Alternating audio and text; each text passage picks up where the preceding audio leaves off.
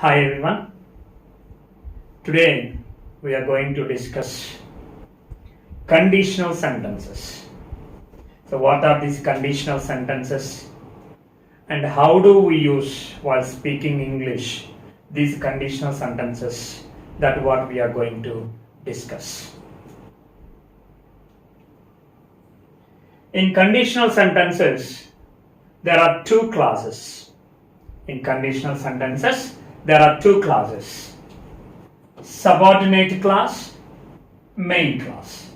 So what are the two classes? Subordinate clause, main clause.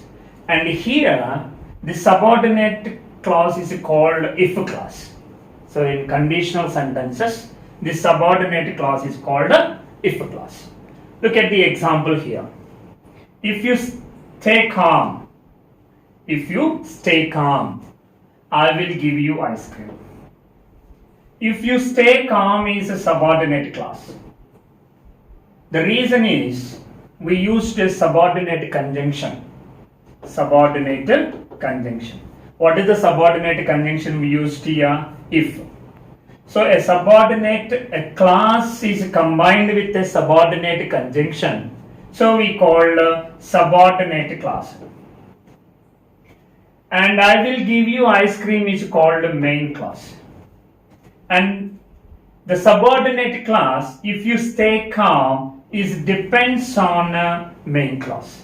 Without main clause, this subordinate clause is incomplete. Look at that. If you stay calm, what is going to be happen? So incomplete. So that's why it's called subordinate clause. And it depends on main clause. That's why we also call it dependent clause. Dependent clause. And main clause gives complete meaning. And it is also called independent clause. It is also called independent clause. And here, as we added if to the clause, so we can also call it if clause. As we added if to the clause, if to the subordinate clause, so we can also call it if clause. If you stay calm is called if clause, or if condition. I will give you ice cream is called main clause. If clause introduces a condition. If clause introduces a condition. Look, if you stay calm is a condition. If you stay calm is a condition. I will give you ice cream. The main clause is the result of a condition. So if you stay calm, what is the result? I will give you ice cream. So I will give you ice cream. The main clause is a result here. The main clause is a result here. Result of the condition here. If you stay calm is the condition. I will give you ice cream is the result. If this happens, this is going to be happen. If you stay calm, if this happens, I will give you ice cream is going to be happen. So that is called conditional sentences. In conditional sentences, we have a subordinate clause, and that subordinate clause is also called if clause.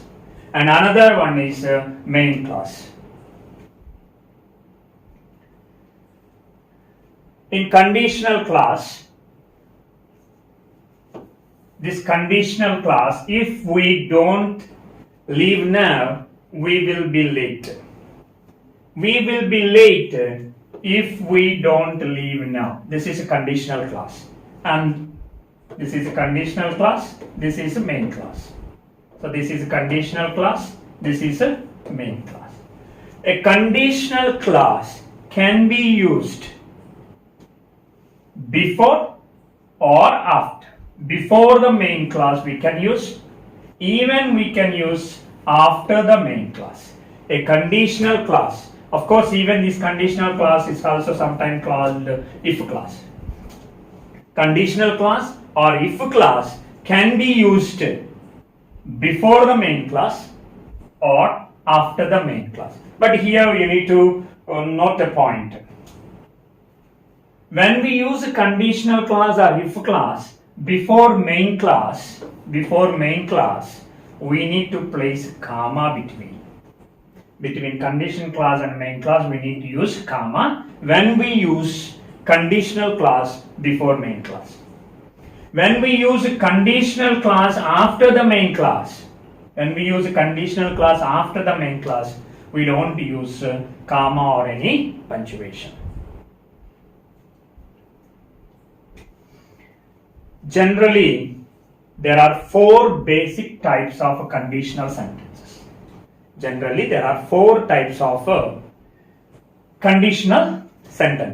Of course, there are many conditional sentences.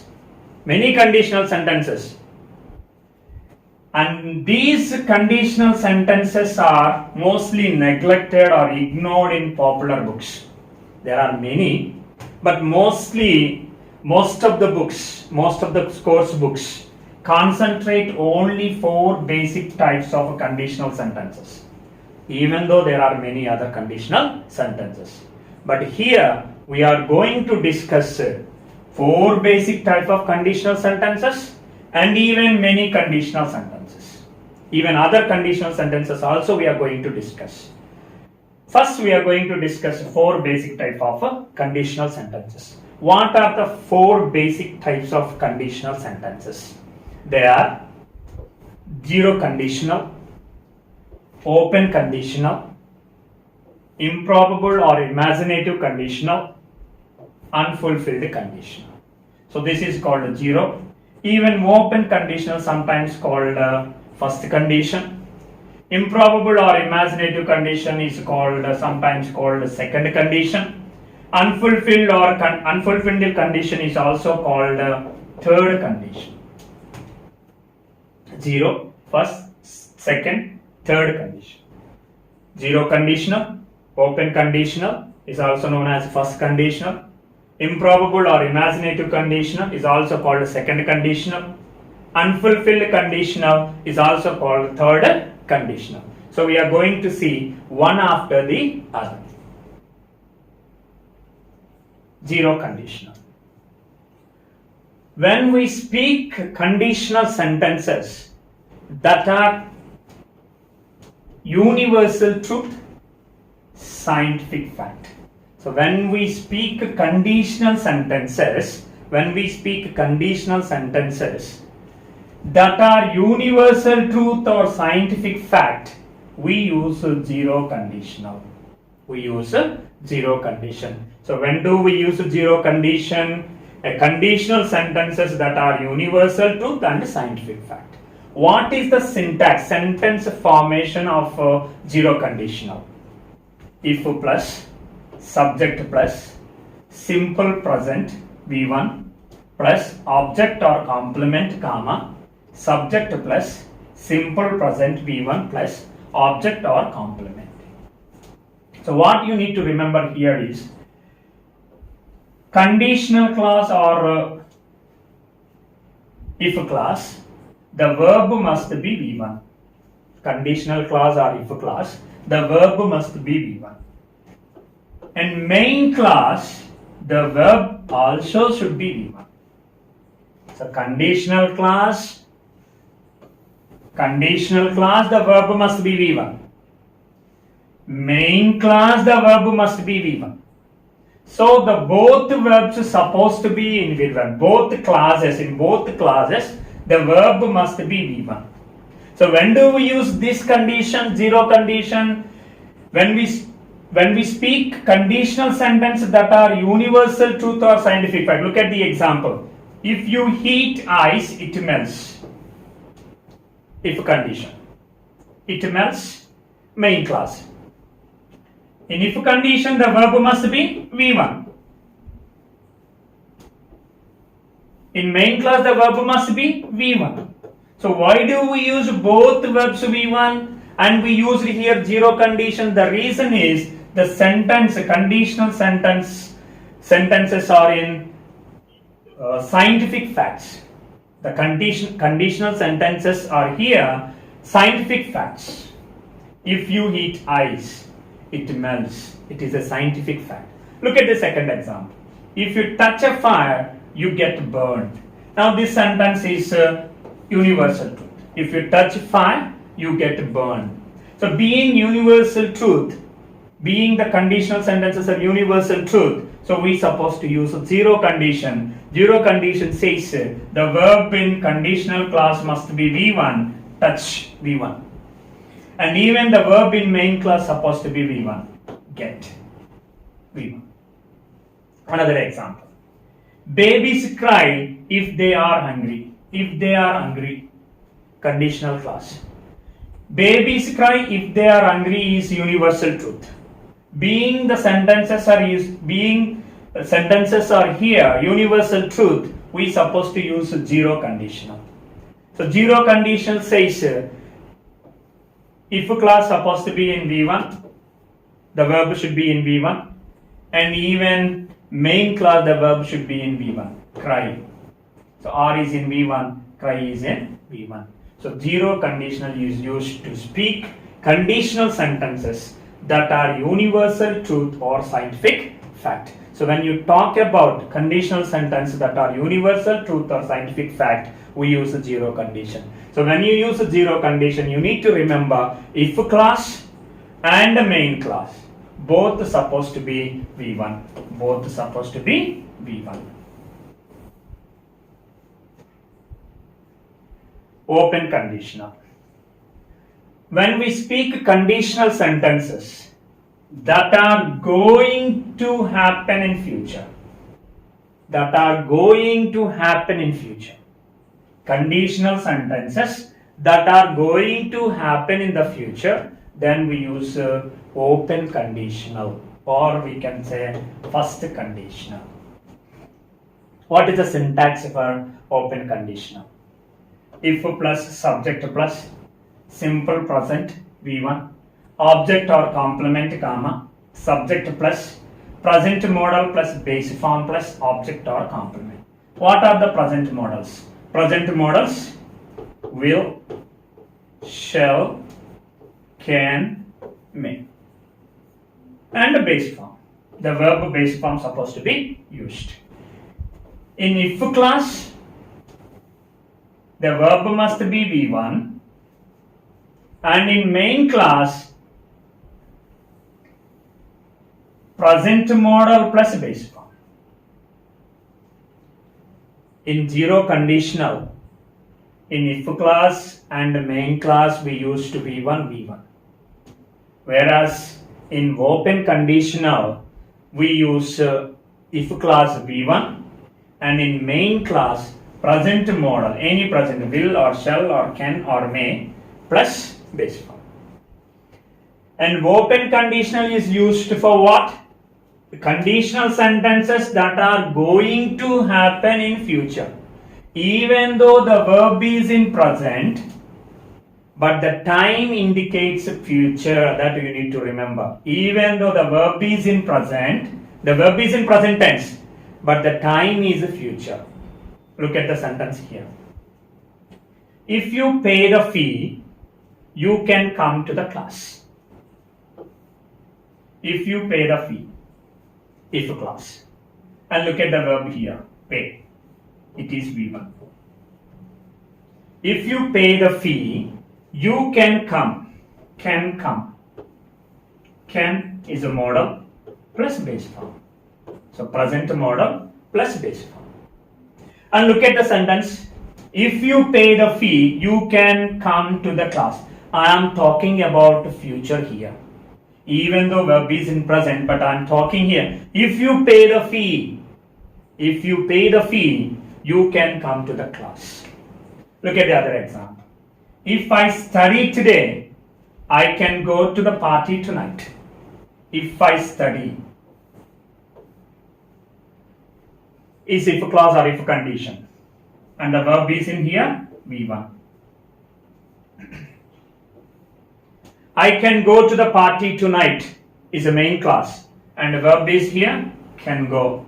Present modal plus base form. If you study today, I can go to the, if I study today, I can go to the party tonight. I'm talking about the future. So I'm talking about the future. If I study today, I'm not talking about present, I'm talking about the future. If I study today, I can go to the party tonight. Okay, the third one. She will miss the bus if she doesn't leave soon. If she doesn't leave soon is if clause or if condition. And the verb here, does leave. Does plus base form is equal to V1. So does plus base form is nothing but V1. So the verb here is V1. If she doesn't leave soon, she will miss the bus. She will miss the bus. Will miss. Will is modal. Present modal plus base form. If she doesn't leave now, if she doesn't leave soon, she will miss the bus. I'm talking about the future. I'm not talking about present situation. So we use open conditional. We use open conditional. Speak conditional sentences that are going to happen in future. That are going to happen in future. Improbable or imaginative conditional. What are these improbable or imaginative conditional? Syntax. If plus subject plus simple past V2 plus object or complement, comma, subject plus past modal plus base form plus object or complement. In if clause or if condition, the verb must be V2. And in main clause, the verb must be past modal. What are the past modals? Would, should, could, might, plus base form. You can use could, you can use would, should, could, might. So past modal plus base form. So in if clause or if condition, the verb must be V2. And in main clause, we use one of the past modals and the base form. So that is syntax for improbable or imaginative condition. When do we use improbable or imaginative condition? It is used to talk about the present events which are impossible at present. We are talking about the present events which are impossible to be happen. Look at the example here. If the weather wasn't so bad, we would go to the park. If weather wasn't so bad is if clause or if condition, the verb was is V2. We would go to the park is main clause and would go. Past modal plus base form. Past modal plus base form. When I say if the weather wasn't so bad, it means the present, at the present, the weather is bad. If the weather wasn't so bad, when I say if the weather wasn't so bad, it means at present the weather is bad. We would go to the park, which means at present we can't go. We would go to the park means we can't go to the park. The reason is the weather wasn't so bad. The weather is bad. When you talk about the present events that are impossible to be happen, then we use improbable or imaginative condition. So when I say if the weather wasn't so bad, I mean the weather is bad. If I knew her, when I say if I knew her, knew is V2. When I say if I knew her, I mean I don't know. So when I say if I knew her, which means I don't know. I would go and see her. I would go and see her. Would go and see. So here past modal plus base form, which means I can't go and see her. If I knew her, I would go and see her. So what's the mean? I don't know her, so I can't go and see. At the present, it is impossible to be happen. At the present, I don't know. At the present, the weather is bad. Even though the verb we use V2, Even though we use a verb in past tense, but the action, but the time is present. That you need to remember. Even though verb is used in past tense, but the time is present tense. The time is present. Verb is in past, but time is present. Look at the last one. If she were rich, she would travel all over the world. If she were rich. If clause or if condition. Word is V2. So when I say if she were rich, which means she is not rich. If she were rich, which means she is not rich. At the present, she is not rich.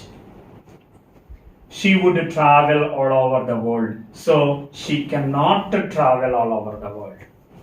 So be careful. Improbable or imaginative condition is used to talk about the present events. Even though we use past tense, but it tells and it talks about present events which are impossible at present. And here you need to remember two other points. Normally, when it comes to first person and the third person, we use was. But in improbable or imaginative condition, and most people accept were, not was.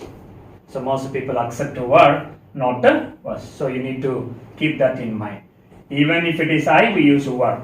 In conditional. Improbable or imaginative conditional, we use I were, he were, she were, it were, not was. And another thing is, when we use if she were rich, like if were structures, we can omit if. So look here, look at the example, look at the other way of expression. We can omit if, and omitting if we can express. How? Just bring that word before the subject. Look, was she rich? So what is the meaning when I say was she rich? Which means if she were rich. Were I you? Which means if I were you. Were I you means if I were you. So we can omit if, just bringing were before the subject. So these 2 points you need to remember. First thing is, we don't use was after first person, third person singulars. We don't use was, we use only were. Next thing is, there is another way of expression, just removing were and bring that, so just remove if and bring that word to before the subject. Then we make was she rich, she would travel all over the world. Using if, we can express this way. Without using if, just begin the sentence using were, was she rich, she would travel all over the world. This is improbable or imaginative conditional. Unfulfilled condition is also known as third conditional. Unfulfilled condition. It is used to talk about the past events. Expressing regret or happy. Regret means feeling sorry. Expressing regret or happy for happening or for not happening. So you feel sorry for happening or for not happening. You feel happy for happening or for not happening. So then we use unfulfilled condition. Unfulfilled condition is to talk about the past events. Look at the syntax now. What is the syntax? If plus subject plus had plus V3, object or complement. Subject plus past modal plus have plus V3, object or complement. If clause or if condition, the verb must be past perfect. Past perfect. Had plus V3. When it comes to main clause, the verb past modal supposed to be used. Will, would, should, could, might, any one of those. Past modal plus have plus V3 must be used. So when I said unfulfilled condition is used about talk about the past events expressing regret or unhappy for happening or for not happening. Look at the example here. If I had worked harder, if clause or if condition, I would have passed the exam is main clause. Had worked, had plus V3, past perfect. Would have passed, past modal plus have plus V3. When I say if I had worked harder, which means I did not work hard. I did not work harder. I would have passed the exam, which means I did not pass the exam. So, event that happened in the past, now I am feeling regret, feeling unhappy that I did not work hard, I did not pass the exam. So, we use unfulfilled condition for the past events.